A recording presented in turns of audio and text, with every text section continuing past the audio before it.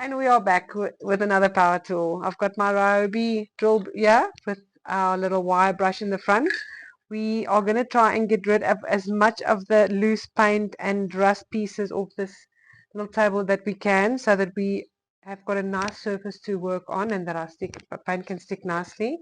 We can then use the screwdriver for some stubborn pieces. We've got a file here for some more stubborn pieces, and our last step maybe some sandpaper just to smooth it all out. I'm gonna, I'm gonna, I'm gonna, I'm gonna get you, get you, get you, get you, get you. Next up, folks, is our fabulous block and tackle. So give it a very good stir.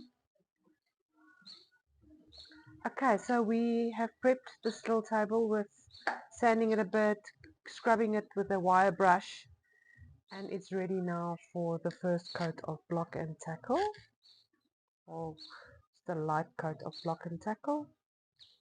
I'm gonna get you, get you, get you, get you. So the reason we are doing a layer of block and tackle is just to contain the rust so that it doesn't go into our first layer of paint.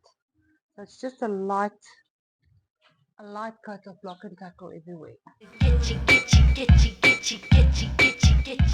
Okay, so our little table has been prepped with block and tackle. We've covered all the rust spots with block and tackle.